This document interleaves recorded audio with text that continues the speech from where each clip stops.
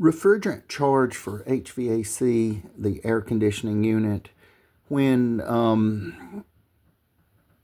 one may wonder, well, how does one know when the particular unit may be low on refrigerant or needs a bump of refrigerant charge to get the system at the correct figures, which in the industry, if it's a split unit in the heating and air conditioning industry, some go by what they call high superheat, or just say for instance, forget high superheat. They go by superheat. We'll just say superheat here, and then forget the word high at this point. So superheat. So that is if it's a piston or that sort of thing. And now if it's a TXV, it may be measured in subcooling. So, but for this video, we'll say superheat. So if one puts the gauges onto the HVAC system, once the gauges are attached to the HVAC system, and then they start to measure the PSIG.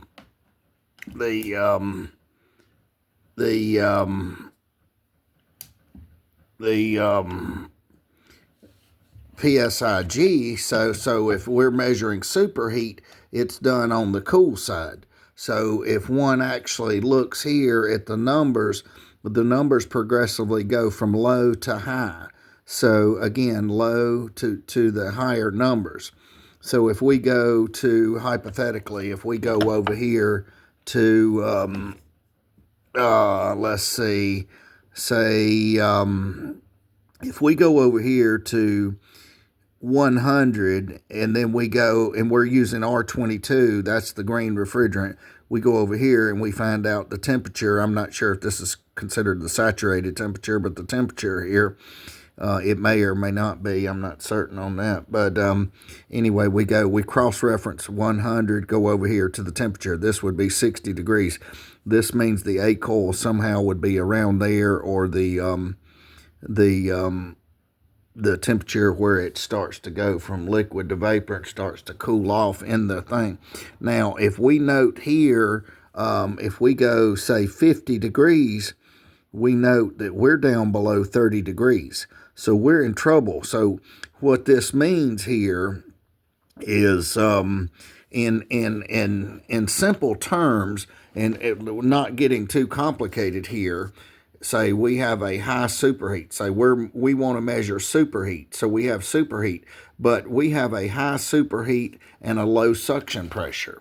So what happens here, if we have 50 degrees and say the line set is, okay, and we cross-reference that, we're below 30 degrees, but let's just say 52 degrees or whatnot, and around 30 degrees.